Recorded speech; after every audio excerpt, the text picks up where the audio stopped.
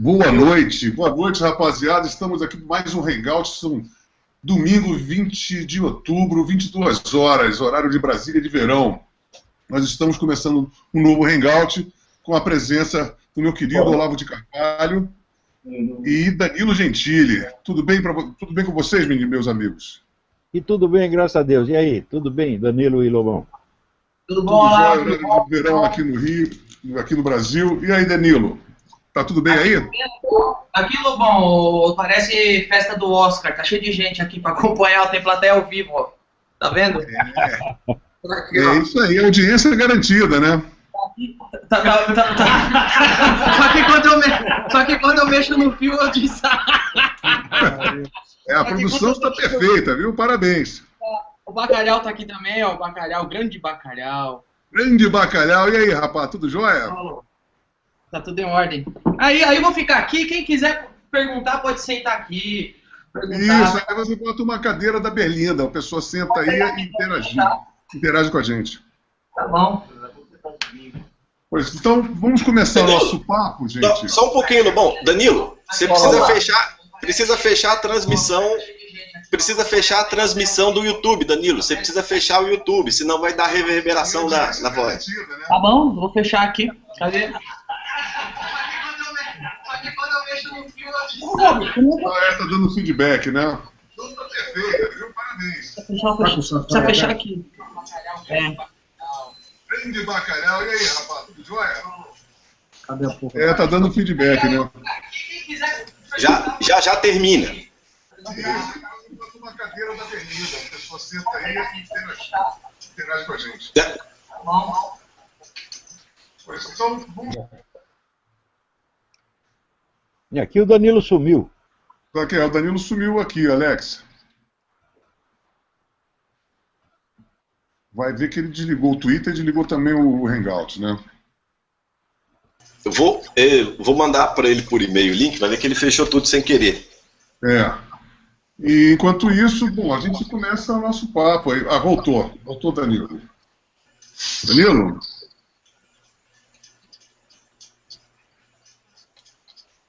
Bom, vamos começar o nosso papo.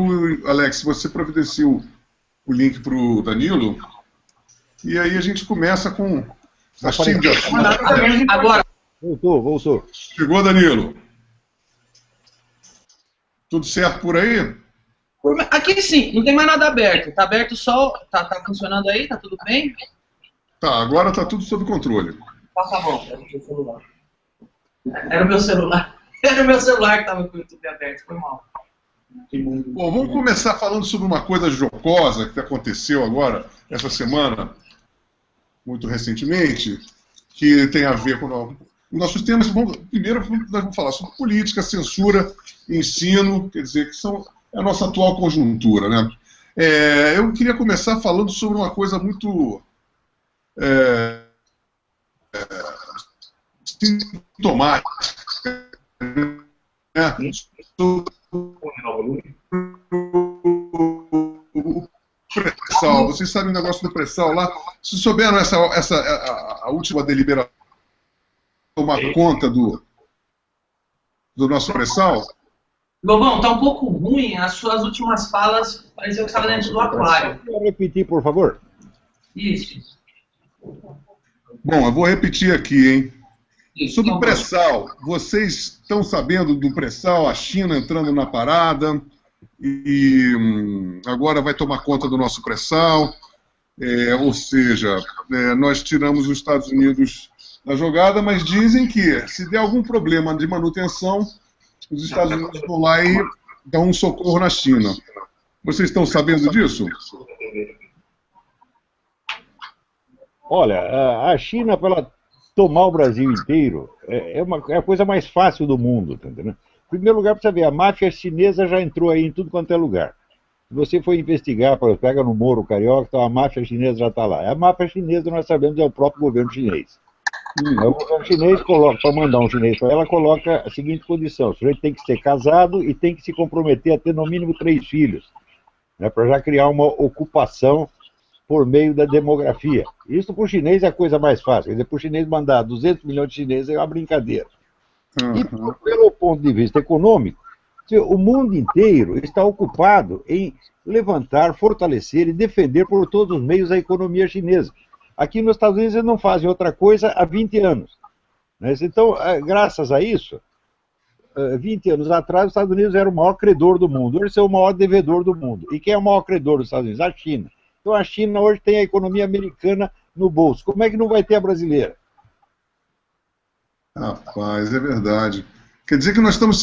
Quer dizer, se a gente for pensar no raciocínio chinês sobre a máfia chinesa barra governo chinês, aqui também está meio parecido, né? Porque o PCC está ficando cada vez mais nítida a aproximação, a parceria do PCC com o PT, né? Claro, agora o PCC vai querer a sua fatia de poder, naturalmente, que ele tem direito, ele colaborou esses anos todos, vai querer a sua parte.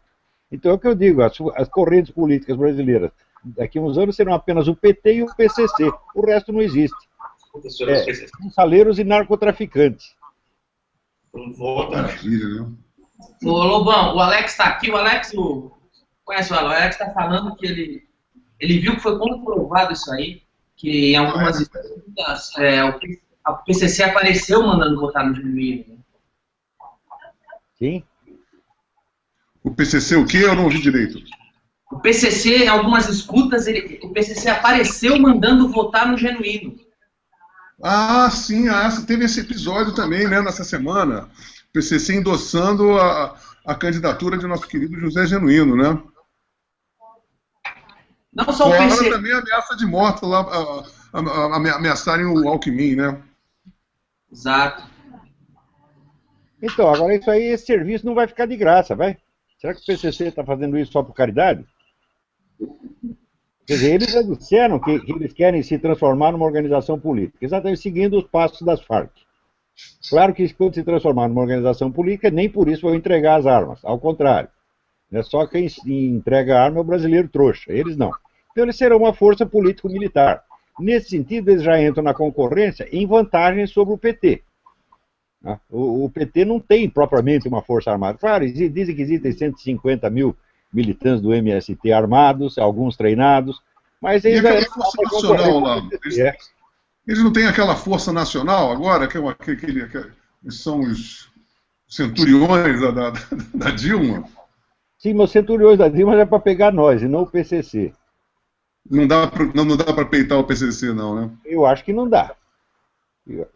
O banditismo brasileiro ninguém enfrenta. Eles estão em toda parte, meu Deus do céu. Então, pelo que a nossa luz no fim do túnel seria assim, a oposição ao PT, mais provável e mais em médio prazo vai ser o PCC, então. Olha, eu não sei o que fazer, quer dizer, para você escolher entre Beelzebub e Satanás, como é que faz?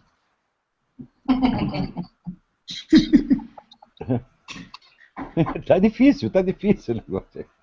Quer dizer, você tem no meio, entre os dois, que não está comprometido nem com um nem com o outro, você tem a população brasileira, tem 70% da população brasileira que não tem voz nem voto, não tem canais de expressão, mas tem lá as suas convicções, e você tem as Forças Armadas, é isso que a gente tem. 3 ou 4 palpiteiros como nós, é isso só, que é o que existe. Força política mesmo não tem nenhuma. Peraí, o Bacalhau fazer uma pergunta aqui sobre o assunto. Fala, Bacalhau. Fala, Lobão. Olá, um prazer estar aí. Vamos lá.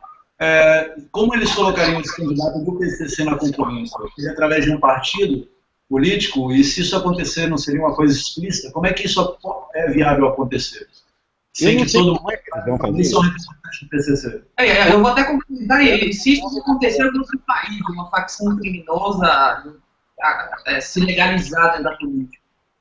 Ela não precisa nem se legalizar, ela não precisa nem ter seus próprios candidatos, ela pode dominar os candidatos dos outros partidos. O Genuíno, se eles apoiam o Genuíno vai virar o office boy deles. Porque se desobedecer, está morto no dia seguinte. Então é claro que nessa colaboração, quem manda é o PCC, a força ativa é o PCC, não o PT. Eu soube por portas e travessas que o PCC investiu massivamente aqui em São Paulo em imóveis. Eles estão com praticamente a cidade inteira comprada Quer dizer, isso tudo facilitado pelo governo, etc. e tal. Então, eles estão tendo todos os vínculos e aumentando a participação deles como uma entidade de lavagem de dinheiro e tudo mais, já fora do narcotráfico, né, no setor imobiliário. Eles estão expandindo. Eu acho que o PCC tem muito mais futuro do que o PT. A verdade é essa. Né? As armas... Só mais organizado. Eles são bem mais poderosos, né? Na medida da coisa de trabuco, né? Na parada. A expressão mais pura e essencial do poder é o poder de matar. Quem tem mais poder de matar acaba mais dia menos dia tendo as outras formas de poder. É só questão de achar os instrumentos, achar os agentes, né? Mas já está aí, o genuíno já está contratado. Né? Assim como contrataram o genuíno, contratam outros. Não há dificuldade alguma em uma máfia dominar um país. Eles estão contratando, por falar em contratar, disseram que eles estão contratando os black blocs, né? Diz que é uma média de R$70 por cabeça, né? Eu li isso aí na internet também. Ouviu isso também, né, Danilo? Se você para tirar o foco, né? Mas olha só, Lobão, é engraçado essa coisa que vocês estavam falando do PCC ter comprado muitos imóveis.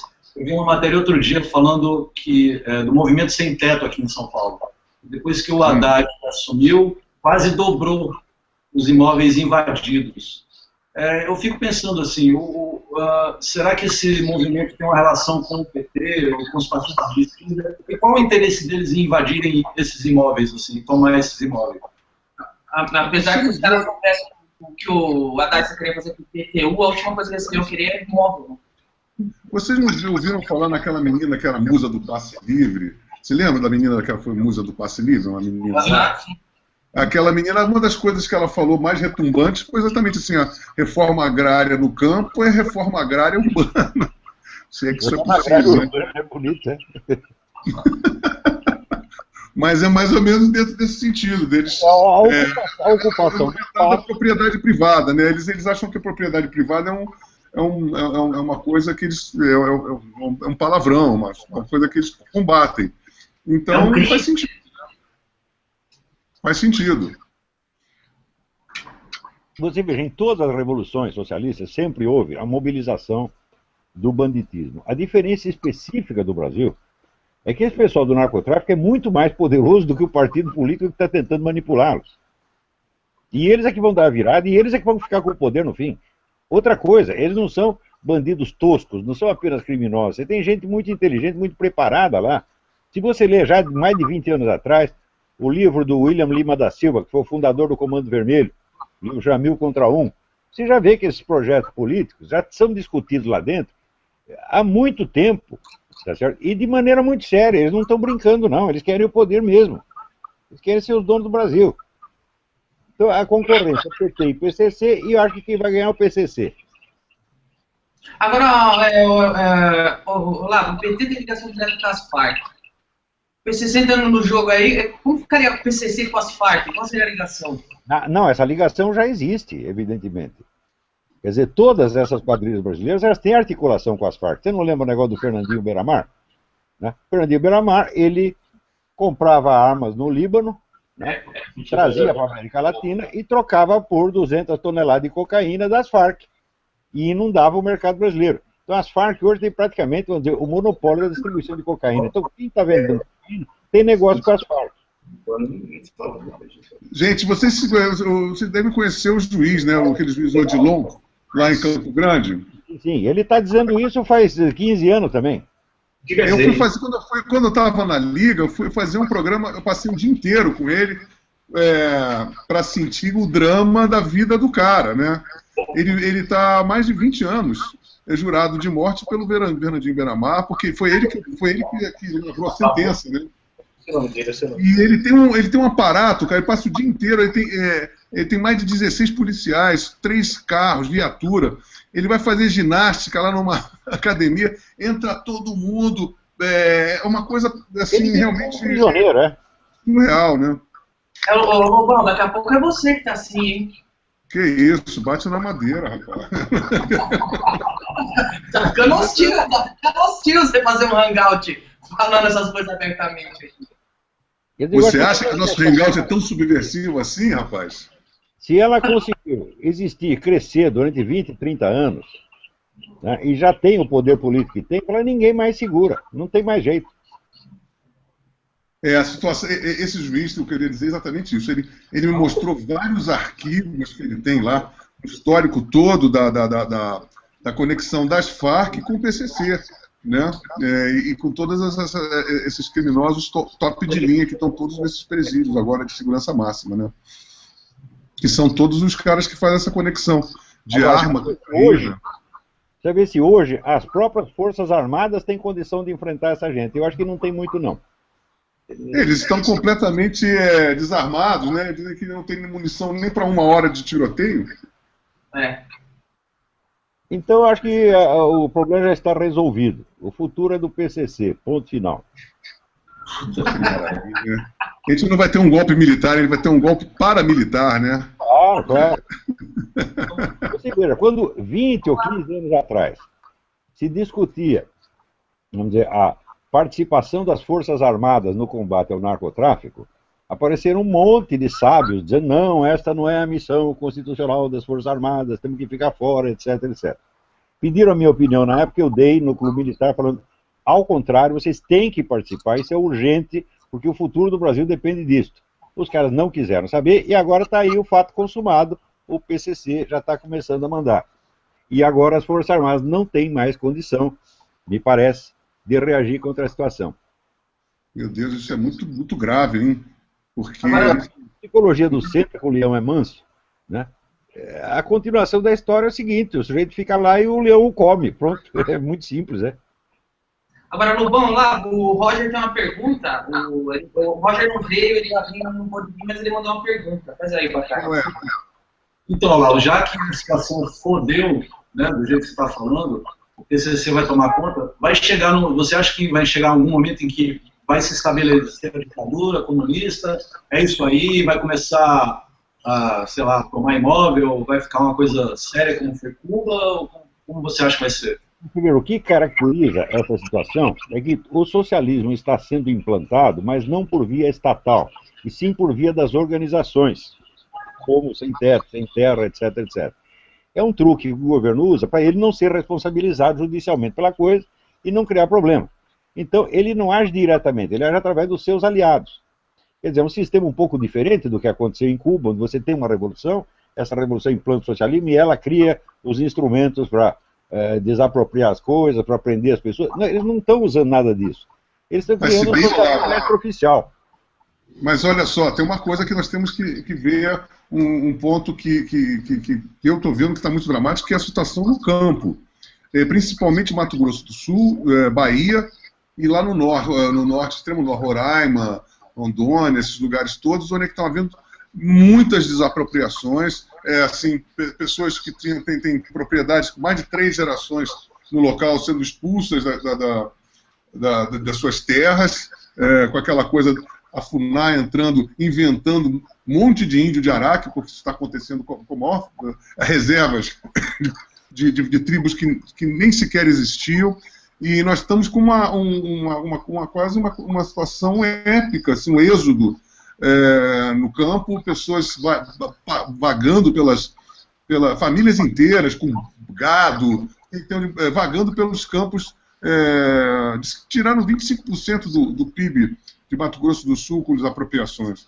Então, de uma forma ou de outra, a gente vendo assim, a coisa está pegando. Aí você vê também esse movimento do sem-teto, né, na cidade, está ganhando vulto também. E você vê também que todas essas manifestações de rua estão ocorrendo basicamente nas cidades de oposição ao governo, com exceção do Sérgio Cabral, que na verdade era um aliado de ocasião. Eles estão querendo botar o Lindbergh agora por lá. Então, acho que a coisa está mais, na verdade, eles estão escancarando já, mais do que a gente podia imaginar, eu acho. Você precisa ver que essas organizações todas, politicamente, consideradas do ponto de vista político, elas são órgãos do governo, elas são braços do governo. Juridicamente não são. Agora, no Brasil, as pessoas se apegam ao formalismo jurídico e dizem que não é o governo que está fazendo isso. Fala, mas é claro que é. Quer dizer, o Foro de São Paulo, ele domina o nosso governo, e o nosso governo usa todas essas organizações, sem teto, sem terra, para fazer o que ele entende. Então, nós já estamos na fase de implantação de uma ditadura comunista já, não é amanhã ou depois. Isso já está acontecendo. Só a coisa só não é assumida verbalmente, mas na realidade eles já estão fazendo. E o que é interessante uma parte da população achar isso totalmente descabido, né?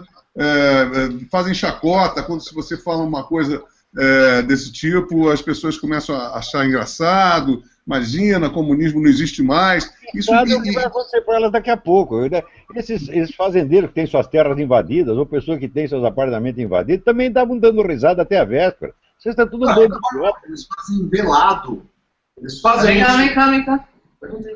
É um concurso para ser pato sentado. O brasileiro, assim... A posse que eles fazem é uma posse velada. Eles não vão chegar e vão invadir a tua casa. Eles vão aumentar o seu IPTU em 45%. Eles vão proibir a livre iniciativa, vão sobretaxar os pequenos negócios. Mas já estão fazendo tudo isso. Ao mesmo tempo, o cara vai saindo, vai entregando tudo para o Estado. Quer dizer, um país do tamanho do Brasil, que tem 200 milhões de habitantes, eles não vão fazer, não pode fazer a coisa de uma maneira linear. Você ataca a coisa por vários lados. O que funcionar, funcionou. Então, é banditismo, é imposto, é propaganda comunista nas escolas, é gaysismo, é o que precisar. Eles têm 1000 braços, tá entendendo? Soma todos esses braços e você vai ver que isso tudo é uma força unificada. Isso tudo é o Foro de São Paulo, pô. E também a gente tem que, a estratégia que eles devem estar adotando, eles devem levar muito em consideração, principalmente essa última pesquisa sobre as tendências políticas da população. Só 3% da população brasileira é de extrema esquerda, né?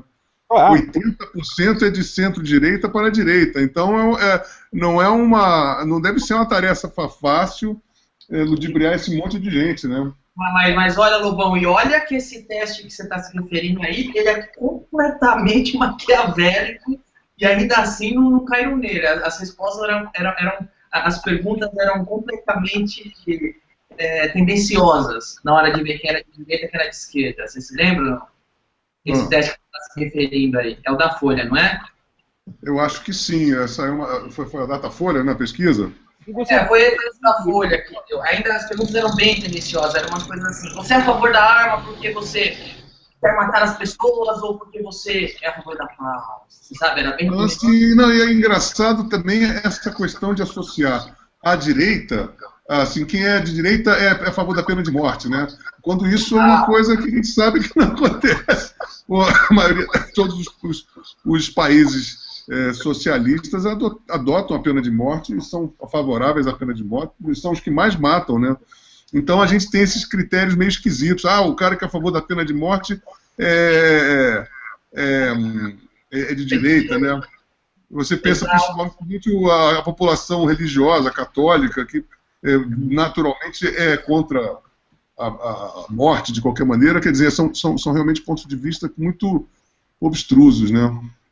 Quando eu falo dessas organizações que trabalham para o governo, uma das principais é a grande mídia. E a função da grande mídia é a desconversa, é anestesiar a população, é desarmar a população.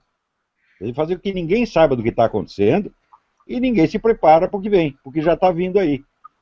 Agora, então, grande mídia, PCC, PT, Sem Terra, Sem Teto, Movimento Gaysista, tudo isso é o Foro de São Paulo. As pessoas precisam entender que é uma força unificada, muitíssimo bem organizada e diversificada, para agir por direções diferentes, por meios diferentes, sem que ninguém assuma a responsabilidade pelo conjunto. E o que eu acho impressionante também é essa insistência, esse silêncio da mídia em relação ao foro. E, por exemplo, nessas últimas semanas agora, com essas manifestações de rua, esses black blocs destruindo tudo, a mídia geralmente tem assim o empenho de deixar bem claro de que os manifestantes tem manifestantes do bem e tem sempre os infiltrados que de repente acabam tomando conta, quando a gente percebe notoriamente que isso não acontece. Essas greves dos professores, o sindicato dos professores falou, os caras no discurso disseram que os black blocs eram aliados. E é muito engraçado, né, a imprensa querer escamotear isso. No Jornal Nacional, na Rede Globo, na Globo News, eu vejo toda hora. Olha, uma minoria infiltrou-se de vândalos e sempre esse discurso. Isso não é esquisito? A função da mídia é anestésica, é só isso. E é uma função fundamental, porque se as pessoas ficam anestesiadas, elas não reagem, não se preparam. Então a função é essa, quer dizer, morde e assopra, tá entendendo? Então essas tipo PT, PCC, morde, daí vem a mídia e assopra. Agora, olá, Lobão, tem aqui no Twitter, bastante gente está acompanhando, e uma das minhas seguidoras, não sei se é homem ou mulher, Fer, não sei se é Fernanda ou Fernanda, está perguntando o seguinte, estão entendendo direitinho o que a gente está falando, tá? E estão perguntando o que é melhor fazer no meio disso tudo, porque ano que vem tem eleição. O que é melhor, é a Aécio ou Eduardo Campos? O que você acha, hein, Olavo? Essas são as opções. Meu Deus do céu. Há tanto tempo a gente está votando em pessoas só para não votar no PT. Quer dizer, só tem uma motivação negativa para votar no cara. Ele não tem qualidade nenhuma, ele só tem uma qualidade, ele não é do PT. Mas faz 30 anos que está assim, meu Deus do céu. Né? Então, novamente, vamos votar num só porque não é do PT.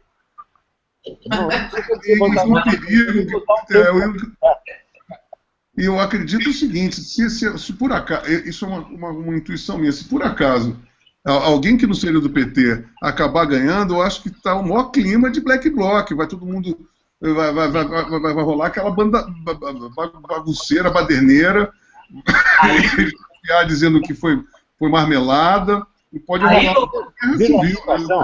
Eu gosto de analisar as coisas a partir do seguinte, de ver qual é a minha posição na sociedade, onde eu estou, para saber de onde eu estou desenhando as coisas. É uma regra do desenho, você tem que saber onde você está para você medir a distância do objeto.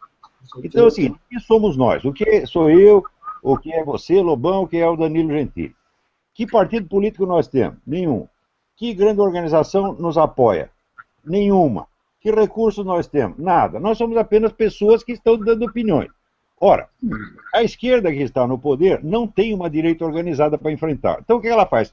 Ela nos usa como espantalhos, como se nós fôssemos uma força política organizada, como se nós fôssemos um partido, e ela nos combate não pelos meios normais da polêmica jornalística, que é 1 contra 1, mas combate através de abaixo-assinado, mobilização de militância, boicote, campanha de difamação, ou seja, nos combatendo como se nós fôssemos uma imensa força política.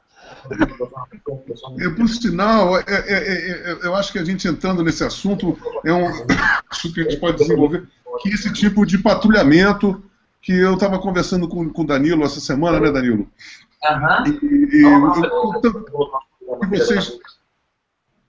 Você, Danilo, você, Olavo, isso é uma coisa que está dentro do nosso assunto de censura, mas assim, por exemplo, eu tocar num lugar, aqui em São Paulo, por exemplo, é muito difícil, porque tem uma turma ali que não deixa você tocar em vários lugares. Diariamente, você na internet recebe um monte de patrulha, pessoas escrevendo artigos os mais enlouquecidos e os mais deletérios possíveis. De um lado você tem o governo, o Foro de São Paulo, todas as ramificações e apoios internacionais que eles têm, é George Soros, é Rockefeller, é o governo da China, é o movimento islâmico, toda esta gente para combater 3 ou 4 gato pingado que somos nós. E eles ainda estão com medo. Então você vê que é uma coisa tão desigual que é monstruoso. Mas você vê, isso eu queria ver, por exemplo, agora, né? Eu vou escrever na Veja. Isso foi um motivo de uma geração de um ódio das pessoas que é completamente surreal, né? Aí as pessoas tendem a dizer assim, você é um vendido para mim. Mas peraí, nós somos uma minoria esmagadora. Estou entrando na Veja justamente por eu achar que a Veja é o último reduto que tem algum tipo de oposição e por pura sintonia nesse setor. Falei, bom, vou querer me juntar à minha plataforma com pessoas que estão, pelo menos ainda, ou uma instituição que pelo menos ainda está com um tônus, está propensa a se opor a esse governo, né? Agora, para aí, Alex. O Lobos vai escrever no site ou na revista impressa? Alô, Alex. E aí, Lobão? Vou escrever na revista impressa. Legal. Vou escrever mensalmente. Eu só entrei aqui para dar uma bronca em você. O Danilo falou que em algum encontro aí que você teve com o Olavo... Foi no primeiro hangout. Você falou que você não teve espaço na televisão para falar do seu livro. Você nos esqueceu, viado. Não, eu falei justamente que o único lugar que eu fui foi o Danilo. Não, falei isso bem claro. Você nos esqueceu, não foi uma boa entrevista. Não, senhor, eu não esqueci, não. Eu estou dizendo que fora. Eu falei bem. Não falei só uma vez, falei várias vezes. Foi a única oportunidade que eu tive para divulgar meu livro na televisão aberta foi no programa do Danilo Gentili. Foi a única mesmo, de fato. Isso eu falei sempre. Agora, o que acontece? Que foi o único lugar que abriu o canal para você falar do seu livro foi no nosso programa. O que está acontecendo? Na cultura a gente sabe. O outro lá, o Notícias do Planalto, lá, como é que chama? Vetor, né? Diz, o editor da revista Piauí. Como chama? O Conte, por exemplo, eu não pude fazer o Roda Viva na gestão do Conte, me negaram terminantemente. Programas que eu vou tradicionalmente há anos, como Jô Soares, Serginho Grossman, Marília Gabriela, sabe? Fecharam todas as portas, né? Hein? E de repente fecharam todas as portas. Fecharam todas as portas, quer dizer, e fizeram uma campanha. Hã? A minha porta está sempre aberta, viu, Lobão? Alex, eu estou falando agora objetivamente. A gente sabe que você inclusive, o Bom Sucesso foi um programa de aniversário do Sim, mas Lobão, só pegando o que o Olavo falou aí, realmente somos pessoas aqui, são indivíduos, sem partido, certo? Só dando a sua opinião. E realmente é covarde demais quando o outro lado contra-ataca. Ele contra-ataca uma massa organizada, contra-ataca uma massa de pessoas pagas na internet, as pessoas são pagas, uma militância paga no PT. Então o que acontece? O Alex, para quem não conhece, é o chefe do roteiro do Agora é Tarde. Então a gente pega, cria uma piada para tirar sarro de Cuba. Vai falar do médico cubano. A piada em questão era que, eu vou dar o relato pontual do que aconteceu e onde foi parar. Isso acontece todas as vezes. A piada era que os médicos cubanos, quando teve apagão no Nordeste, e agora lá no Nordeste está sem luz, está sem água, ou seja, os médicos cubanos estão se sentindo em casa. Depois disso, o que acontece? Uma piada sobre Cuba, sobre médico cubano, sobre tudo mais médico. No outro dia, em todos os jornais universitários, existe uma militância dizendo que eu sou racista e odeio universidade. Isso. Não existe uma piada a respeito de Cuba, tem uma piada a respeito do comunismo. Então existe uma só de saberem que hoje a gente ia fazer esse hangout, mentira, adoro nordestino. Só de saberem que ia ter esse hangout hoje, já fizeram um meme com a minha cara escrito Danilo racista, que é o primeiro ataque que eles fazem. É querer desqualificar você porque você é nazista, você é racista, não sei. Então, é impossível. Agora o que eles fazem com o Joaquim Barbosa é super democrático, né? Super progressivo. Pode chamar de macaco, pode chamar de macaco, ninguém liga. Isso aí é tudo muito chique, muito elegante, muito politicamente correto, né? Isso é que eu falei para comprovar. E quem me segue, o que acontece? Eu tenho 5 milhões de seguidores no Twitter, tem 3 milhões de seguidores no Facebook. Mas são seguidores que me seguem porque gostam do meu trabalho, da minha comédia, e não entendem direito o que está acontecendo. Então, então, quando vem essa militância que sabe o que está acontecendo e estão atacando exatamente porque sabem que eu critico o governo, que eu tenho opinião, que eu sou contra o Estado crescer, que eu sou contra, que eu odeio a esquerda, então quando vem essa militância me atacar, os meus seguidores mesmo não sabem que eu estou recebendo ataque. Mas é muito organizado e é muito covarde. Agora, Danilo, é uma coisa também, falando em termos da piada, a gente não pode deixar de citar o pessoal do Cacete Planeta, né? Que eles foram completamente ejetados da programação da Rede Globo, né? O Marcelo Madureira, o Cláudio Manuel, o Cláudio Manuel está morando fora, está voltando agora. Foi tão chato, bicho. O De La Penha, né? Foram completamente bypassados pela Rede Globo. Mas o Marcelo Madureira é um cara que você vai ver, vai ler o que ele está escrevendo. Ele é meio que um solitário gritando ele é meio que um cara solitário gritando lá no Rio de Janeiro, sabe? Ele é muito contundente quando ele... Na verdade, todos nós somos, de uma forma ou de outra, e eu acho que isso é uma coisa recente, todos muito solitários. Eu acho que a tática desses caras é nos fazer sentir ilhados, solitários, desarticulados e, por isso mesmo, vulneráveis, né? Então o Olavo está lá nos Estados Unidos, o Diogo Mainardi está em Veneza, não é verdade? Eu estou aqui em São Paulo também. A gente, por exemplo, na música, a única pessoa que eu posso conversar e concordar é o Roger, não é verdade? Você está aí também numa posição que é difícil a gente se articular e falar sobre alguma coisa, porque é muito mais fácil você ser patrulhado, você ser escarnecido da sua posição, do que o contrário, não é verdade?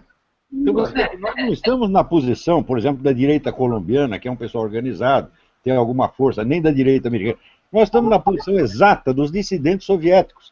Nós somos indivíduos isolados, facilmente caláveis, fáceis de calar, tá certo? E mesmo assim, nem esta pequena presença discordante eles suportam, nem isto.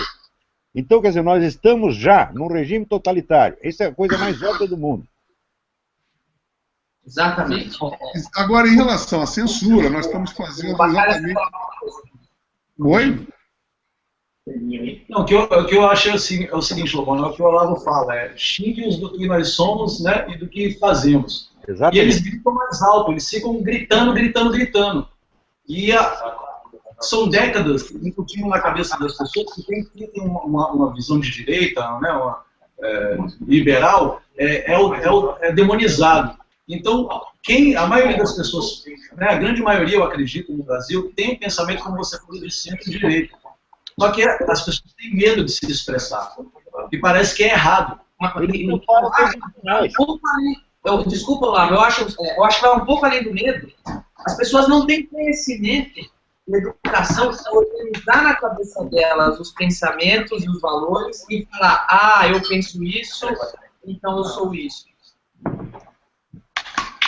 E fora também esses papagaios universitários, que você sente que é fruto de propaganda já de alguns anos, que eles repetem aqueles mesmos chavões, aqueles mesmos clichês, cheios de convicção, de uma ignorância abissal, né? E você tem que confrontar com as mesmas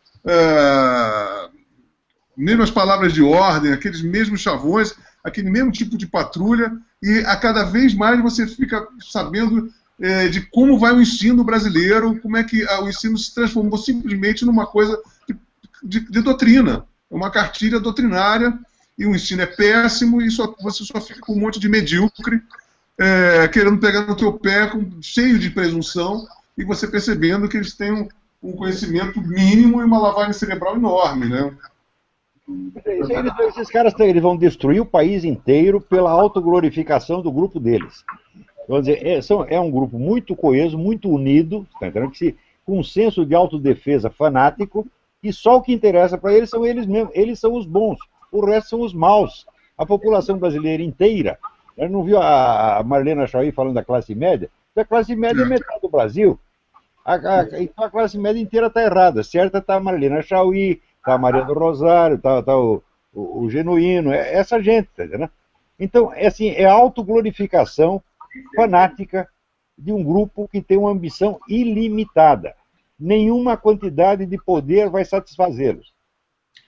Outra coisa também que eu vi agora ontem, eu sigo a Dilma, né, no Twitter, e a Dilma estava comentando ontem que estava vendo um filme, isso eu me lembrei muito de você, Olavo, de um novo documentário maravilhoso sobre, acredito que era um documentário. Eu estou vendo muitos documentários dessa natureza agora, do Chapa Branca do governo, dizendo da infiltração americana no golpe de 64, e eu sinto que é uma solidificação como fato histórico de que o grande estopim da Revolução de 64 foi uma manipulação americana. E isso a gente tem conversado, e o Olavo bate muito nessa tecla, inclusive é uma ideia de um projeto interessante que eu queria que você falasse mais agora o grande público, a gente bater esse papo em privado, né, Olavo? Sobre de a gente poder procurar realmente em outras fontes que isso a história não foi assim exatamente, né? Você vê, o homem da KGB no Brasil, Ladislau Bittman, escreveu no livro de memórias.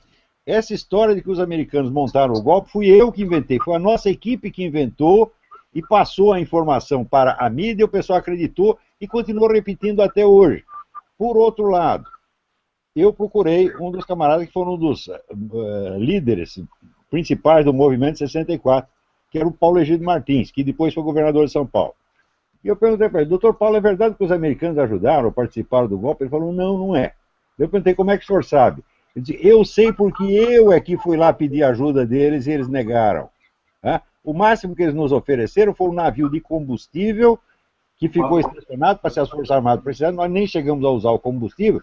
E pior, não foi dado de graça, nós pagamos. Eu paguei, eu não tinha dinheiro, pedi para o meu sogro, que era banqueiro. Paguei o sinal no raio do combustível. Não usamos o combustível e o sinal nem foi devolvido. Esta foi a participação americana em 64.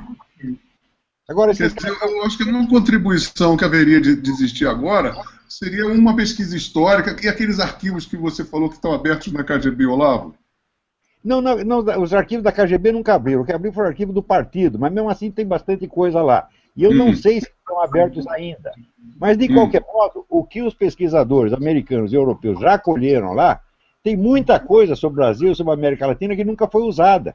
Se você pega o livro do Christopher Andrew, The Sword and the Shield, que foi arquivos copiados por aquele funcionário da KGB, o Mitrokin, né? O Mitrokin publicou 10 mil páginas. Então, tem muita coisa que o Christopher Andrew não usou. Lá, quando você vê as poucas coisas que tem sobre o Brasil são tão significativas, ele chega a dizer que o embaixador brasileiro em Moscou era um agente pago da KGB.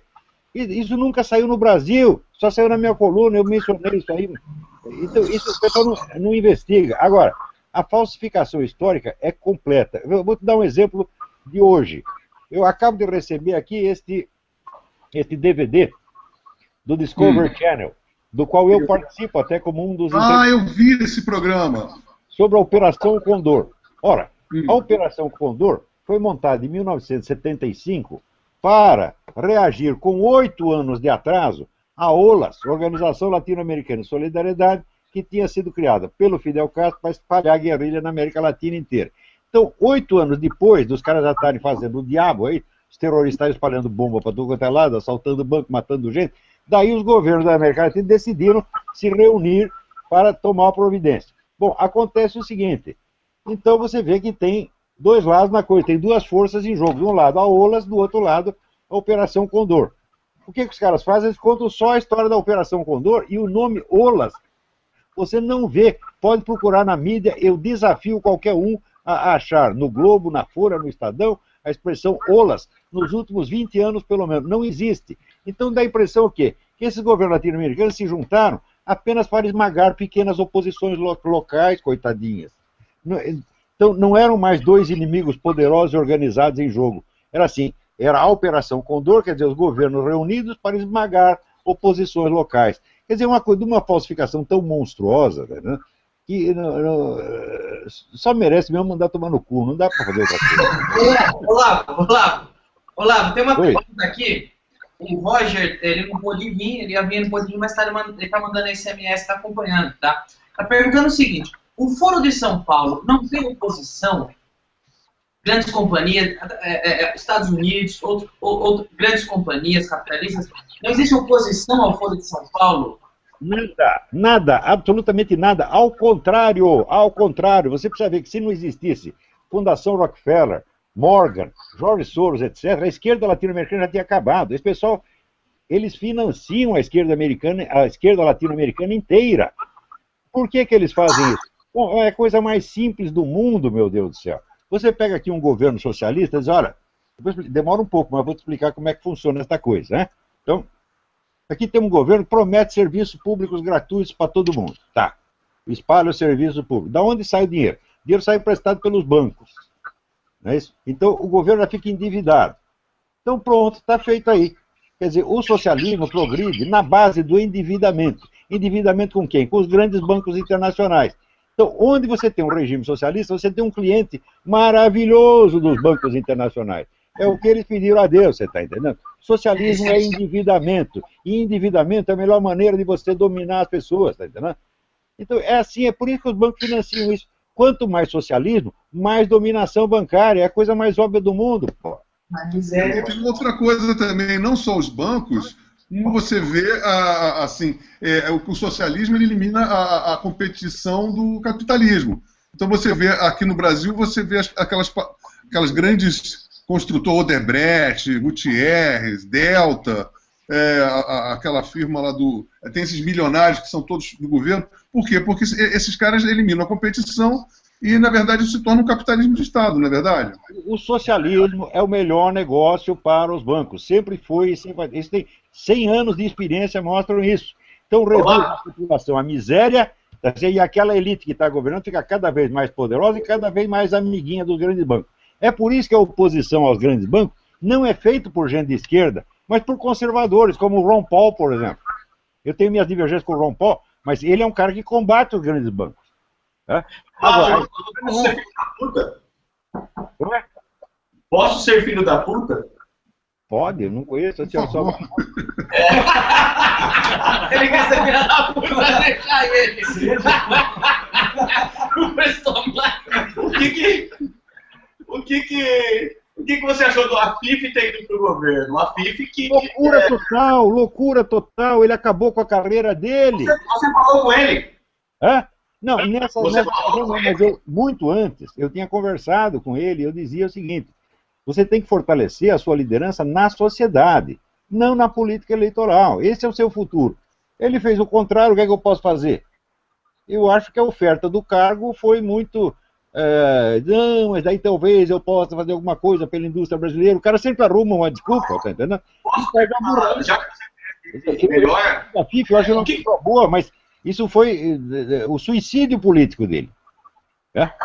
Foi tipo Mangabeira Unger também. Isso aconteceu? Você acha que ele viu aquilo como uma oportunidade de expandir, sei lá, o liberalismo dele, ou foi uma coisa... Ele acreditou que podia fazer alguma coisa pela indústria nacional. Talvez até faça um pouquinho, mas está fazendo infinitamente mais pelo PT, evidentemente, e contra ele mesmo.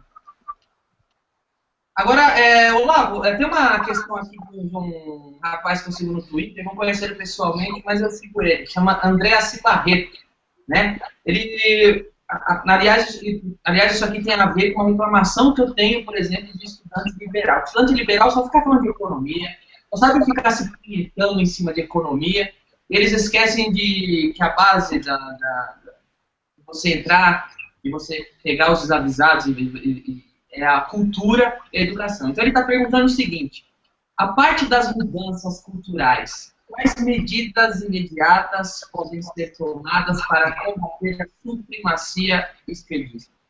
Bom, eu acho, em primeiro lugar, do ponto de vista intelectual, a hegemonia esquerdista já está quebrada. Isso é importante. Eles têm o domínio dos órgãos de cultura, mas a população está dando mais ouvidos a nós do que a eles. Isso de cara. Tá certo? Então, a hegemonia intelectual não tem mais porque eles não têm agentes intelectuais. Eles não criaram intelectuais capacitados. Na medida em que eles começaram a repartir entre si os postos e as verbas, etc., etc., eles foram amolecendo e decaindo. Então, os representantes intelectuais da esquerda hoje são os coitados, são os incapazes. Você não vai comparar esses caras com... Por exemplo, eu tive discussão com o Jacó Gourend, ele falou, era uma capacidade, né? Hoje você não tem mais esses tipos, acabaram, sobrou aí Emir Sader. Por favor, o Emir Sader, aquele bosta na água, é um cara que mal sabe, não consegue nem tomar um sorvete na testa, porque o sorvete passa ao largo, ele não consegue nem virar a própria testa. Na testa, é. Ele está tentando até hoje, né? Assim, né? Não acerta.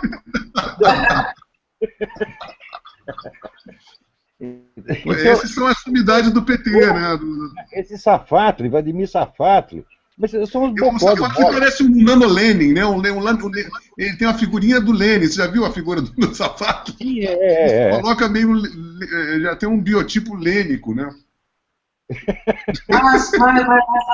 Mas mais objetivamente... Já perderam. Agora, nós não ocupamos espaço suficiente, porque nós somos poucos ainda. Mas... eu acredito que vai aparecer mais gente, né? Eu acho, por exemplo, os meus alunos do seminário de filosofia, eu peço para eles não participarem de polêmicas, ficarem quietinhos, estudar, evoluir, se fortalecer antes de você dar as caras no mundo. Tá certo? Mas daqui a pouco eles vão começar a publicar livro, ensinar, etc. Estou fazendo alguma coisa pelo futuro. Mas eu não creio, eu acho possível salvar a cultura brasileira. O que eu acho difícil é salvá-la em tempo de beneficiar o restante do país. Esse é que é o problema. Por exemplo, a cultura russa, ela foi salva. Tá certo? Mas ela foi salva toda no exterior. Quando você vê os grandes escritores, Alexandre Zinoviev, Solzhenitsyn, etc., bom, eles salvaram a reputação da cultura russa, tá certo? Mas politicamente não serviu para nada. Você vê aqui, gente. Como é? Oi? A sua influência é muito maior do que o dos alunos no seu curso. Por exemplo, sei lá, eu nunca fui no seu curso, mas sou seu leitor desde 97, leio os seus livros, li tudo aquilo que está na internet, eu li. Aliás, não gosto só de você, eu prefiro até o seu filho, Luiz Gonzaga, que eu acho um incrível professor. E há toda essa gente que não está nem sequer cadastrada no seu curso. O Gugu, o Luiz Gonzaga, ele é melhor que você. Falou, mas a gente tem filho para isso mesmo, não é? Então, eu estou fazendo cumprimento. E adiante da gente, não é óbvio? Por exemplo, eu nunca assisti, nunca vi você ao vivo, nunca assisti uma aula sua presencialmente. Não sigo o seu curso de filosofia pela internet, porque você disse no começo que você queria que os alunos fizessem uma monografia no final. E como eu não estava afim de fazer monografia, eu não segui por isso só. Mas, leio tudo que você publica, acompanho você. E eu acho que gente em situação como a minha é maior até do que os alunos do seu curso. Certamente. O seminário tem aí umas 3.000 pessoas, 3.000 membros. E desses, tem um número que assiste às aulas regularmente, que está entre 1.500 e 2.000. Mas o público que lê vai muito além disso. Quer dizer, o sucesso muito além. Prova isso. Então, você vê... A gente é best-seller, né, Olavo? A gente está vendendo livro para Dedéu. Eu e o Olavo somos dobradinha lá no Amazon. Primeiro e segundo lugar. Quem na esquerda vende tanto livro? Ninguém. É verdade. Gente, só o Bispo Macedo, né? E o Paulo Coelho. Os quais não estão nem direita, nem esquerda, nem porra nenhuma, né? Agora, na esquerda, cadê o porta-voz intelectual da esquerda? O Caetano Veloso? Faz-me rir, pô. O que é isso? O Caetano Veloso, ele nunca foi nada ou não, ele tem aquela coisa de relativismo. Você sabe de uma coisa? Na época da numeração de CD, tipo 2001, 2002, 2003, eles foram convidados para fazer, toda a classe foi convidada, porque era uma coisa histórica da nossa classe, e já vínhamos batalhando a numeração de CD desde os anos 70. Pois bem, quando eu consegui uma ponte lá no Congresso, eu telefonei para todo mundo. A deputada do PC do B, Tânia Soares, conseguiu finalmente colocar em pauta a tal da regulamentação do CD. Eu telefonei para todo mundo, telefonei para o Caetano, telefonei para o Gil. Eles aceitaram, evidentemente, porque a gente já lutava isso desde 86 na casa do Chico Buarque. Na semana seguinte, sem eles me avisarem, começaram a falar mal, achando que eu um maluco. E o Caetano chegou a escrever na Folha de São Paulo um artigo assim: não faço parte dessa turma, esse bando de comunistas, né? Então, quer dizer, hoje em dia ele escreveu uma música em homenagem a Marighella, né? A mulher dele, que era assessora do Zé Serra, agora é Dilma desde criancinha, né? Mas então, ele é o leitor do Olavo de Carvalho, ele já várias vezes citou o Olavo, e o Olavo já citou que sabe que ele o lê, né? Citou quem? O Caetano uma vez encontrou uma amiga minha aqui no aeroporto dos Estados Unidos, e ela ouviu ele falando português, ela foi falar com ele. Eu estou com uma negociação do Brasil. Disse: você é uma pessoa famosa lá? Ele falou: eu sou. Tem um sujeito famoso que hoje está na minha casa, está jantando lá com a minha família. Eu falei: quem é? O Olavo de Carvalho. Eu falei: eu conheço esse cara, ele falou mal de mim, mas eu até gosto de ler as coisas que ele escreve. Ele disse essas coisas. O Caetano tem uns gestos de simpatia de vez em quando. Precisa você frequentemente da coluna. Ele está no esquema, você está entendendo? Na hora que ele está no esquema, ele assina os abaixo-assinados, ele apoia os candidatos, é a mesma coisa. Apoia o Black Bloc, né? Saiu o Black Bloc, Agora, essa coisa do sujeito de esquerda, ele dizer que não é esquerda, até o Lula deu uma entrevista, deu uma vez, nunca fui de esquerda, até o Lula disse isso, porra. Tá? Mas o Fidel Castro não disse, nós não somos comunistas, nunca fomos comunistas. Isso ele disse 3 meses depois, ele disse, sempre fomos comunistas. Marxista e leninista. Agora, eu acho que isso resume também um pouco da degradação cultural que tem no Brasil. Na época, quando o STF usou os embargos infringentes, Caetano Veloso, um pouco antes, mandou uma carta de apoio ao genuíno. Então, o Caetano Veloso não, o Gilberto... O Chico Buarque. É culpa disso aqui que eu estou trocando os nomes, tá? Excelente. É a mesma turma também, não faz muita diferença. Não. Quer dizer, a solidariedade grupal para esses caras predomina sobre tudo. Predomina sobre os 10 mandamentos, sobre a Constituição, sobre a aritmética elementar, sobre a Carta dos Direitos do Homem. Foda-se tudo, só o que interessa é o nosso grupo. É nós contra eles. Se nós não, ó eles e nós. É assim que eles pensam, pô. Eu já venho falando isso há uns 20 anos, né, cara? Que é uma máfia que tem ali, eles se perpetuam no poder, se renovando os apadrinhamentos, não é verdade? E aí eles sempre estão botando a mão em novos afilhados, e que eu sempre falo, são cadáveres insepultos fabricando natimortos, né? É isso mesmo, é isso mesmo. Agora eu pergunto, o que acontece aqui? Chico Buarque manda uma carta apoiando José Genuíno, que é um corrupto, que é um político ladrão, um safado, um ex-terrorista. Ele manda essa carta apoiando Genuíno, e ele é um gênio, ele é intocável, ninguém fala um A contra ele. Aí vai o Lobão escrever na Veja, é um desgraçado, por quê? Porque vai usar da sua liberdade de expressão escrevendo em um veículo. Você não está na patota? Nada desequilibrado isso aqui. O Caetano pode escrever no Globo, agora eu escrever na Veja pega mal. Exato. Quer dizer, quem não é da patota é demônio. É assim. Ainda que quem é da patota corrupto, pode defender bandido, pode mandar carta de apoio. Olha como está degradado o negócio. Aí eu faço uma piada a respeito de médico cubano, eu sou nazista. Então é assim que funciona essa merda. Não é uma unidade ideológica, isso não está baseado numa doutrina. É um espírito mafioso. É nós contra eles. É sempre assim. Sempre foi. A esquerda brasileira não tem conteúdo ideológico nenhum. Mas ela é uma máfia, pô. Mas sabe, Olavo, é importantíssimo que quem assiste a gente possa pelo menos entender, já que a pessoa não sou esquerda nem direita, mas ela poderia ser, peraí, esse cara apoia uma pessoa corrupta, uma pessoa que participou do sistema de corrupção. E esse aqui só está escrevendo numa revista. E esse aqui é o herói, esse é o desgraçado, entende? Mas olha, Danilo, você pensa bem, a desonestidade intelectual dessas pessoas. O cara diz que é contra a ditadura, contra a censura, e desde sempre apoiou o governo Fidel Castro. Pô, esses caras todos vão todos para Cuba toda hora, são amigos pessoais do Fidel, sabe? Então como é que um cara pode ser amigo, admirador de um regime desse, e ainda ter a cara de pau de dizer que é um libertário, de que é um cara que é a favor da liberdade e da liberdade de expressão e da democracia? Esse cara é um desonesto intelectual. Fora o fato de que eles foram para lá, foram comidos pelo Raul Castro e criaram recordações inesquecíveis, você está entendendo? Então, quando falam em Cuba, eles choram, né? Eles têm aquele amor pela coisa. É esse o negócio, tá entendendo?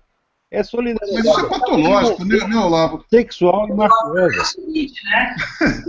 Só que também eles vão lá fazer turismo, né? Porque na hora de se exilar mesmo, aí foram para Londres, aí foram para França, aí na hora de se exilar em Cuba, ninguém quer. Eles vão lá fazer... Agora, mesmo os que gostam realmente de Cuba, eles gostam porque são altos funcionários, como o Zé Dirceu é alto funcionário do Serviço Secreto Militar Cubano. Então ele vive lá como um membro da nomenclatura, não como um do povão. Agora, eu vou fazer uma pergunta para você. Você conhece algum militante socialista que quer, assim, implantar o socialismo e depois voltar para casa para ser um operário do socialismo? Não. Todos eles querem estar no governo. Eles querem ser comissários do povo, querem ser secretário de Estado, querem ser presidente da República. Todos eles querem subir na vida, meu Deus do céu. E a gente tem que socialismo é sempre no cu dos outros. Né? Agora, alinhavando isso, nós temos aqui a nomenclatura, ela se forma em torno de quê? Das leis de incentivo à cultura. Né? A Lei Rouanet, basicamente, você vê todos esses documentários Chapa Branca, história de Marighella, do Lamarca, esses documentários, tudo é e fora essa intelectualidade, essa panelinha da MPB toda, né? Todo mundo mama nas leis, inclusive sobrevivem de lei através de filme, projeto de show, aniversário de carreira, tudo isso, esses caras estão ganhando maior grana, e só ganham, na verdade, o maior insumo de grana mesmo vem daí. Porque realmente, pô, eles não têm essa bola toda para ficar. Eles fabricam totalmente o prestígio deles, tudo vem de suporte de grana de governo. Então eles formam toda essa nomenclatura através dessa lei que acabou se tornando uma coisa super perversa no Brasil, né? Mas eu preciso falar uma coisa, o que acontece aqui também? Tem o governo que enfia a lei, então se você quer fazer um filme, só vai conseguir fazer filme se você ir lá na lei do governo de cinema. E a lei Rouanet, Ancine, o cara é 4. Então, o governo, de certa forma, ele tem a supremacia e ele escolhe esse roteiro eu aprovo pela lei, esse eu não aprovo pela lei. Então, eles controlaram, você só vê no cinema comédia inofensiva ou draminha de propaganda ideológica comunista. Agora eu pergunto, a livre iniciativa está afim de bancar filmes com a mensagem da liberdade? Não, o governo afim fez de tudo para que isso acontecesse, entende? Então eu reclamo muito de estudante, de liberalzinho, que fica só se punhetando em economia e não vai para o lado da cultura. E não vê o que ganha as pessoas, é cultura, é educação, é filme, é livro, é não sei o quê. É aí que vai começar o negócio. Porque os caras ficam se punhetando em economia, entende? Então, batendo masturbação em economia. Então eu pergunto, que liberal, que empresário está afim de bancar a indústria privada do cinema? Onde a mensagem da liberdade vai estar sendo passada em filme, em livro, não sei o quê. Porque o governo... Puxa saco do governo. E vou te dizer por que é assim. Liberal acredita o seguinte, que se ele provou a superioridade econômica do capitalismo, provou que o capitalismo é mais eficiente, a luta está ganha. Agora acontece o seguinte, o outro lado sabe disso. O outro lado estudou também. Eles sabem que a economia socialista é impossível. Que, por exemplo, a economia soviética ela só subsistiu porque 50% dela era economia capitalista clandestina. De onde você acha que apareceram tantos milionários no dia seguinte que acabou o comunismo? Uma parte dele é gente da KGB que saiu com o dia da KGB, outra parte eram empresários que já existiam e já operavam na União Soviética durante 50 anos. Eles sabem disso. Então, o comunismo não é um sistema econômico, o comunismo é um sistema de dominação política que se monta em cima de uma economia que permanece amplamente capitalista. Todos os comunistas sabem disso. Então, você provar a superioridade econômica do capitalismo não quer dizer absolutamente nada. Você vê a China, o que é? A China é um país capitalista com um esquema de poder comunista. Quando vai quebrar esse esquema de poder? Nunca. Na década de 90, tudo quanto é liberal aqui nos Estados Unidos, dizia, não, nós vamos liberalizar a economia da China, porque liberalizando a economia, liberaliza o regime. Mentira, as coisas não funcionam assim. A economia capitalista é totalmente compatível com o esquema de poder socialista. Pois é, mas quem é amante da liberdade, por exemplo, não está disposto a bancar uma indústria de cinema privada longe do governo para poder ter os ícones, para poder ter a mensagem da liberdade no negócio. Então fica muito igual mesmo. E a culpa o neguinho prefere pegar a sua fatia num projeto de governo. Exatamente. Lá o Danilo Gentili dizendo, eu quero fazer um filme a favor da liberdade. Né? E chega o cara do governo e diz, eu quero que você faça um serviço para nós em Cuba, nós pagamos tanto. Pronto, você não tem chance. Olha, eu também eu fiz umas palestras em instituições de libertárias e empresários, etc. e tal, e todos estão se sentindo tão acuados quanto nós artistas, intelectuais. Se você não faz parte da patota do governo, você não faz negócio no Brasil. Então, as pessoas se sentem muito acuadas também, né? Eu vou te dizer mais, Lobão, o ambiente da comunicação, ele é muito, muito, muito hostil para quem ousa criticar o governo e o status quo vigente. Você sabe disso, eu sei disso. É um ambiente muito hostil você, um homem público que tem um certo holofote, ousar usar a sua liberdade de expressão para criticar o status quo vigente, que é de esquerda, e o governo vigente, que é o PT. É um ambiente muito... E você tem que ter muita cara de pau, muita coragem. Nós sabemos, todos nós aqui, sabemos que o preço que custa você estar contra o governo. As pessoas não dimensionam o nível de violência e de privação que a gente acaba sofrendo. As pessoas não passam pela cabeça que a gente recebe uma patrulha e um cerceamento que o cidadão normal não tem condição de realizar. Pois é, agora, Lobão, você sabe que o único programa, por exemplo, que recebeu você para falar do seu livro foi o nosso. Agora, até quando o nosso vai estar no ar? Eu também não sei. Porque existem os dois lados, sabe? Existe também o lado que existe uma militância pronta para sufocar quem, por exemplo, dá espaço para vocês. E quem sustenta o programa? Publicidade e não sei o que mais. Certo? Aí vem uma minoria e consegue taxar você de nazista, taxar você de racista. Então, até quando a gente consegue estar no ar? A gente não sabe. Existem pouquíssimos sobreviventes que ousam usar a liberdade de expressão para criticar o status quo e criticar o governo.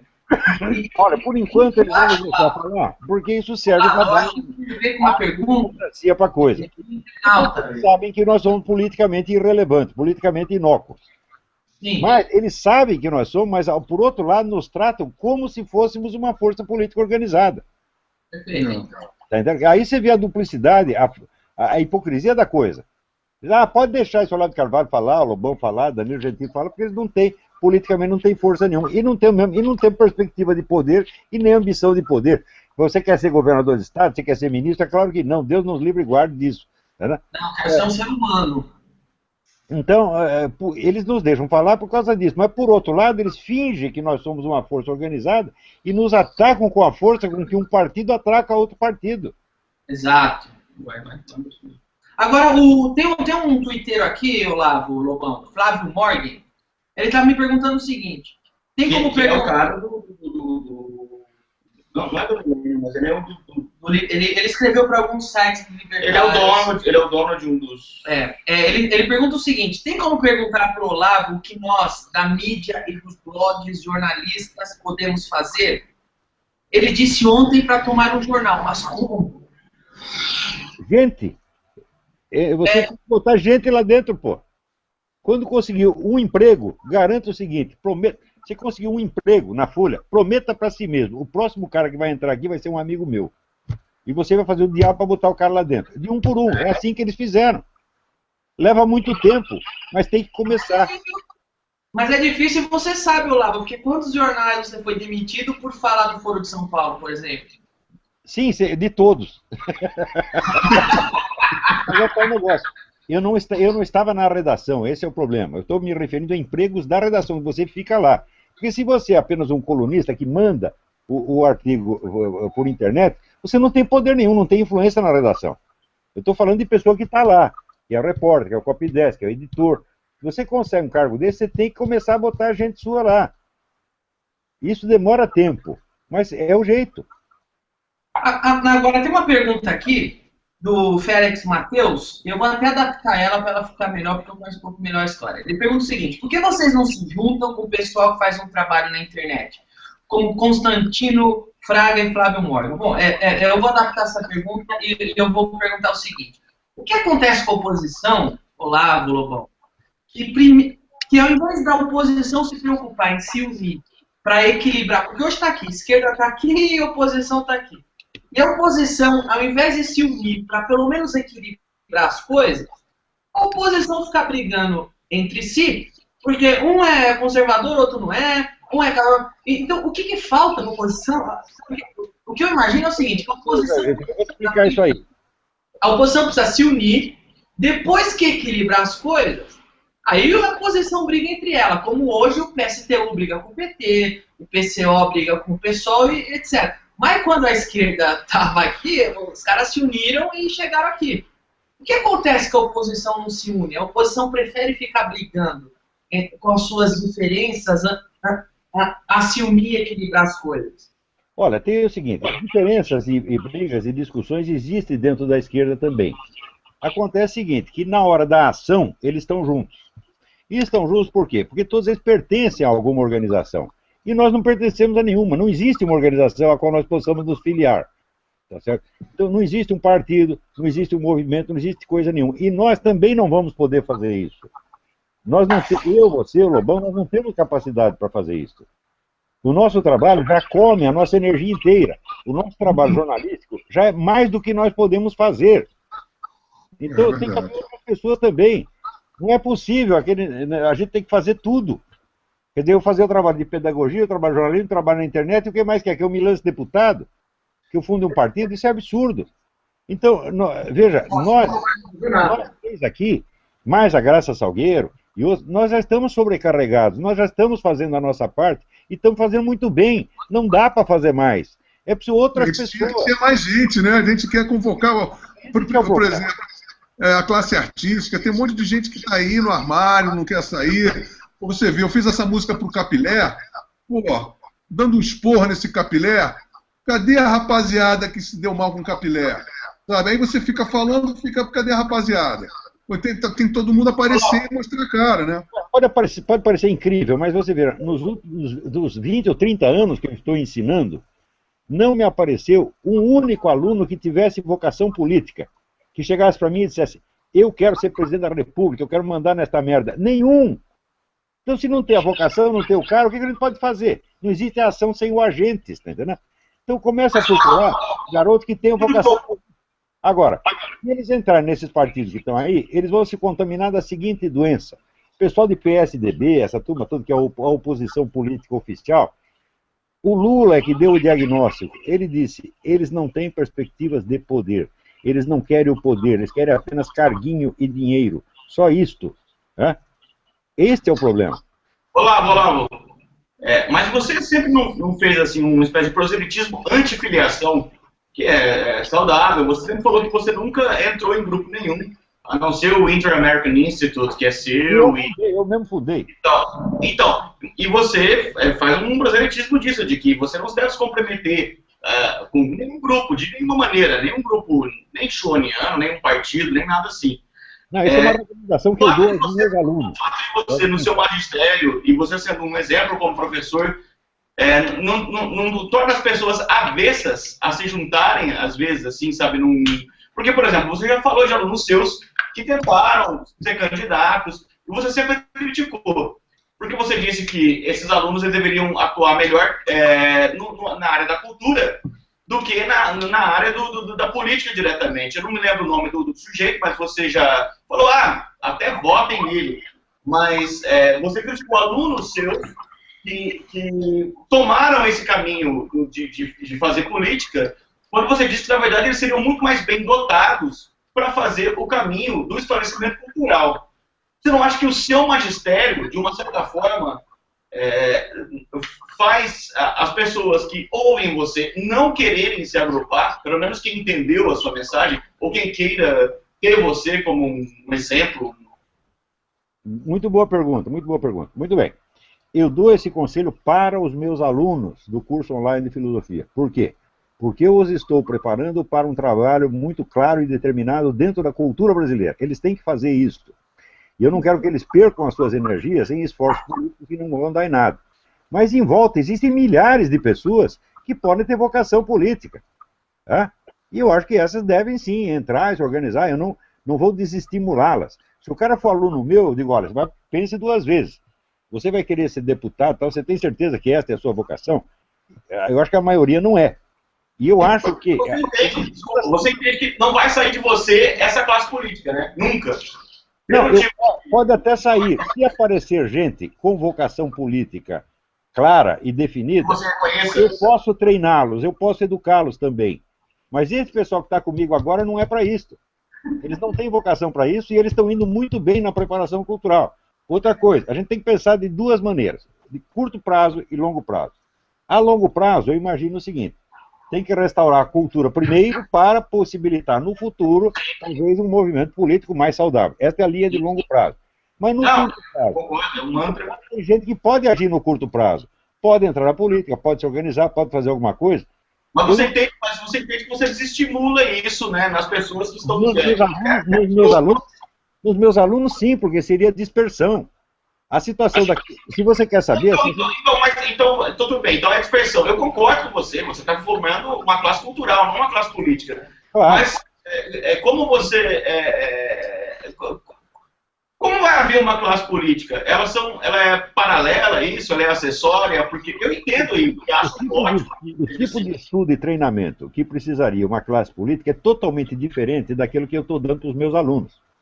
Eu saberia dar isso também, em parte, embora não seja um especialista nisso, alguma coisa eu posso fazer. Tá certo? Mas são outros estudos completamente diferentes. Eu sei, mas nós precisamos de uma classe política a essa altura para ter pelo menos alguma alternativa. E eu acho óbvio e que não é o seu papel, porque o seu papel é muito superior a esse. Mas, ao mesmo tempo, tem uma premência de haver uma classe política minimamente... como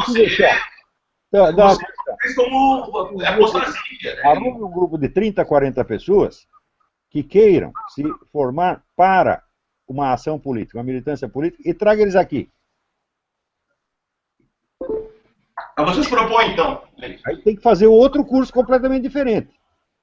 Quer dizer, é outra formação. Por exemplo, no meu curso eu dedico um tempo, espaço muito grande, vamos dizer, a literatura, a lógica, a elementos de filosofia, essa coisa toda. Para uma classe política, você teria que ensinar para os caras lições de estratégia, informação e contra-informação, agitação e propaganda. Eu sei disso. Coisa completamente diferente, é? Eu sei disso porque eu aprendi. Para o mesmo grupo de pessoas, não é possível isso. É muita coisa demais. Então, eu sei disso porque eu aprendi de você. Mas, ao mesmo tempo, como você faz o seu curso ser filosófico, não tem que entrar em porcaria, porque é um subproduto da cultura política, né? Não, mas eu não a desprezo de maneira nenhuma. E é uma chatice. Mas, de onde nós vamos tirar as pessoas que vão ter esse interesse? Eu sei que você falou que se você perceber em algum aluno seu um verdadeiro gosto e um verdadeiro...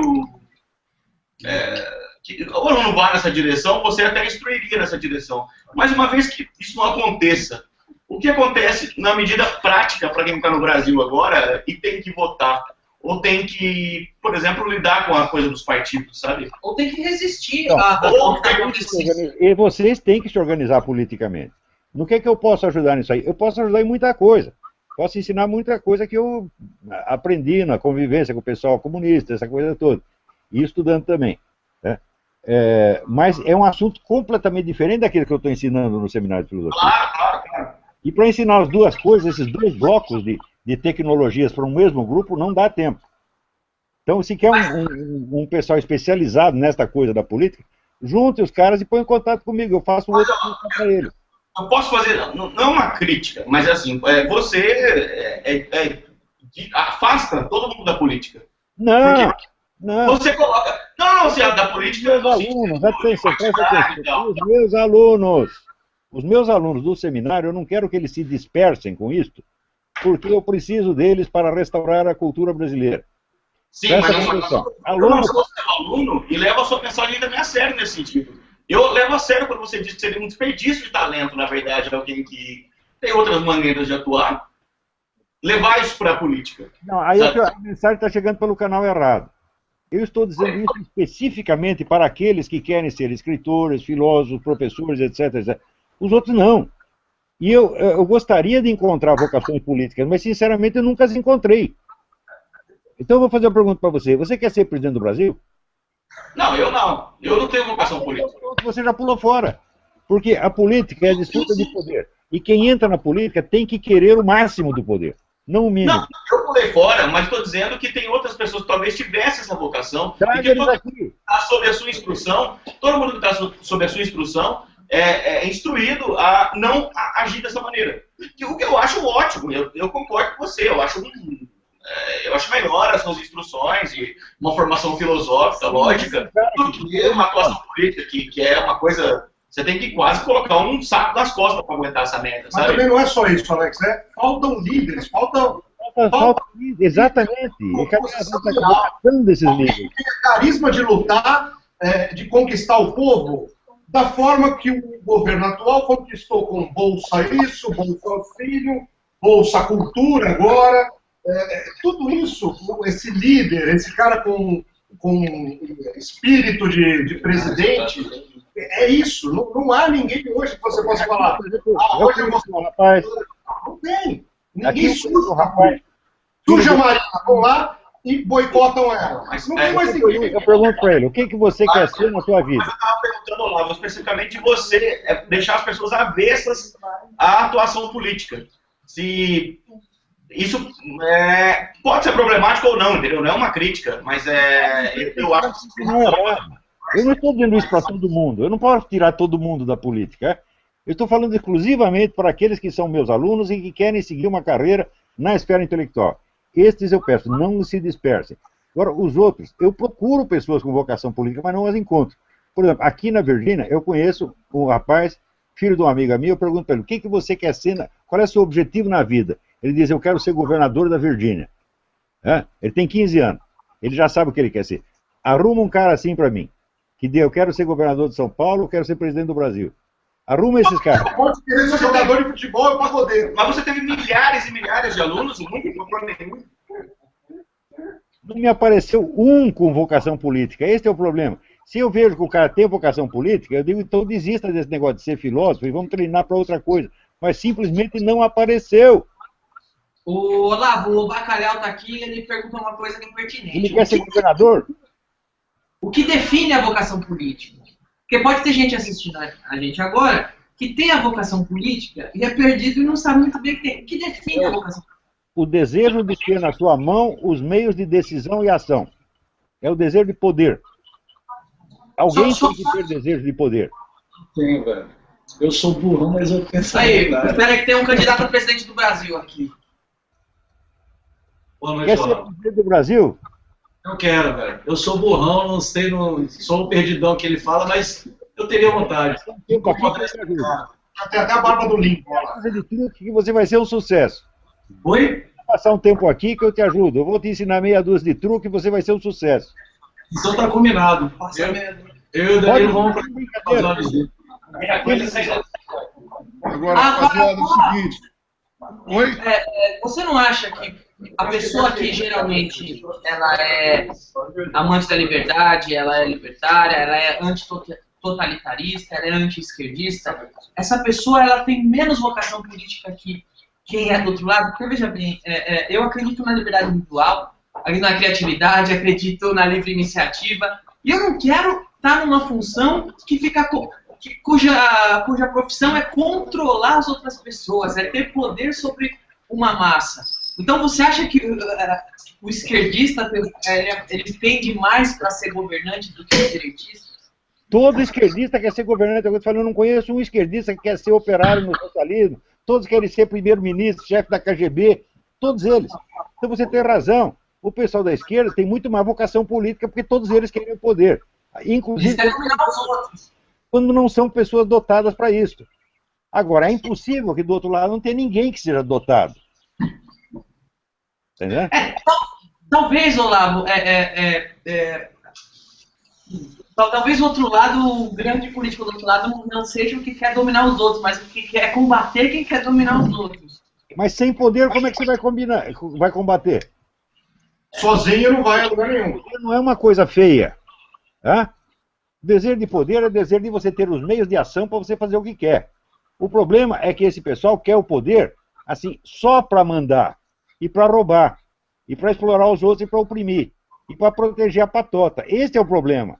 Agora, toda a biografia do Ronald Reagan, ele guardou a sua ambição secreta no coração durante muito tempo e fez tudo o que podia para chegar lá. E chegou e fez exatamente o que ele queria. Ele disse, o objetivo da vida dele, eu quero dar uma rasteira na União Soviética. Para isso eu preciso do poder, preciso ser presidente da República. E foi.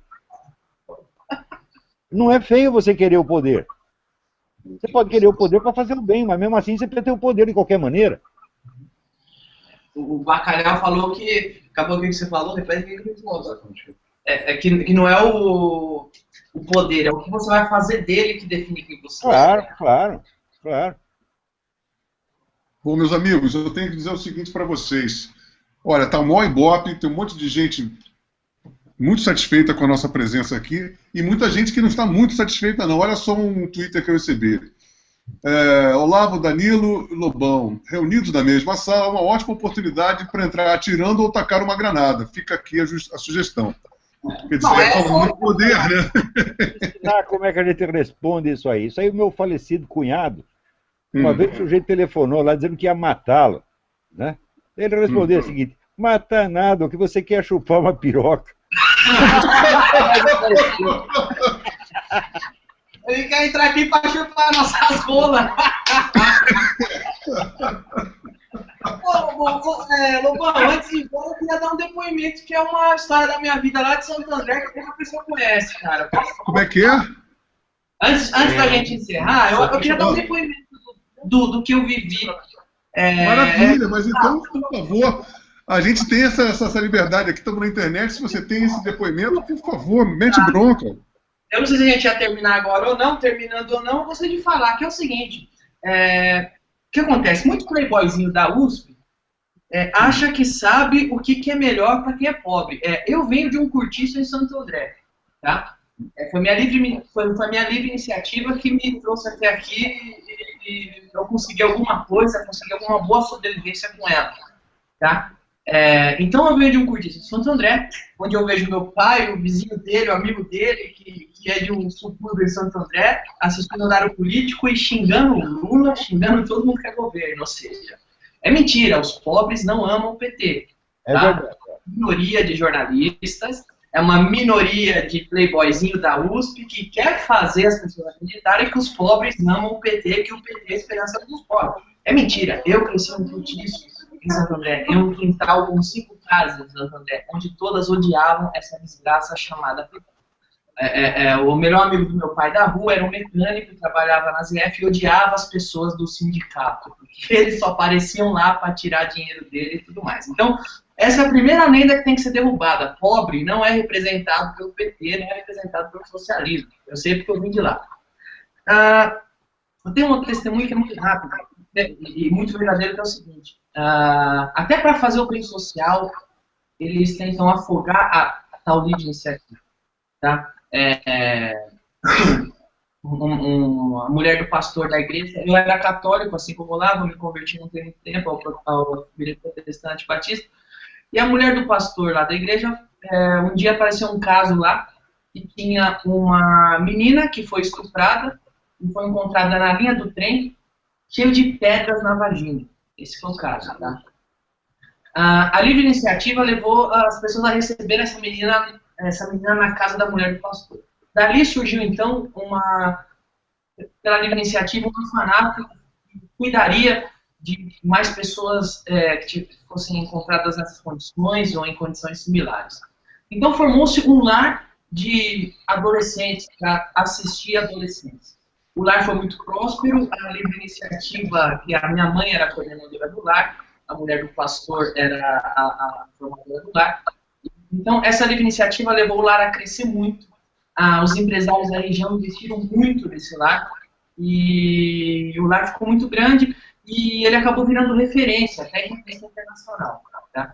Quando ele virou referência em revista internacional, quando ele virou uma coisa que realmente era relevante e assistia a várias vidas, o PT, que era a prefeitura de Santo André na época, colocou um olho em cima. Tá? Então, eles entraram em processo para estatizar o lar.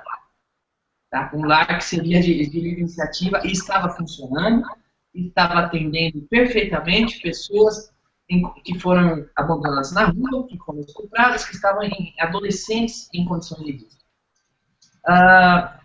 Aconteceu que um dos golpes do PT para isso foi enviar um dos pais de uma das adolescentes que estavam no lar. Esse pai, então, denunciou o lar de agressão às meninas, coisa que nunca aconteceu. Tá? Abre parênteses. Minha mãe, um certo dia, estava indo buscar, para entenderem onde eu vou chegar na história, minha mãe, um certo dia, estava indo buscar uma doação de uma geladeira, de um freezer, alguma coisa assim. Bateram no carro dela, em nome do lar, eu estava indo buscar essa doação, bateram no carro dela, então minha mãe perdeu os 2 dedos. Tá? Quem conhece meu trabalho sabe que eu faço piada com minha mãe no treino dos dedos. Isso é piada. Então quem fala que eu sou racista e tal, não, eu faço piada com a minha mãe. Então minha mãe perdeu os dedos. E num dia tal, a minha mãe estava no hospital amputando um dos dedos. Tá? Qual foi uma das coisas que fez o PT estatizar aquele lar?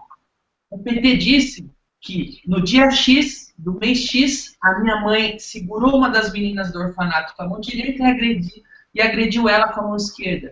Só que acontece que no exato dia que a minha mãe estava no hospital amputando os dedos, era aquele exato dia que o pai da menina disse que a minha mãe segurou a menina e agrediu ela, coisa que não aconteceu. A minha mãe levou no julgamento o laudo médico, dizendo que era mentira, que naquele dia ela estava numa mesa de cirurgia amputando os dedos. Não, foda-se. A justiça não considerou aquilo verdadeiro. Final da história, o PT estatizou o lar que estava funcionando, tomou para eles, e em 6 meses aquele lar não existia mais. Tá? Tudo aquilo que o lar levantou e estava fazendo, o PT em Santo André tomou para eles, tá? E aquele lar não existiu mais. Então começaram a contratar o namorado do secretário de Santo André para dar oficina no lar a 10, 12 mil reais.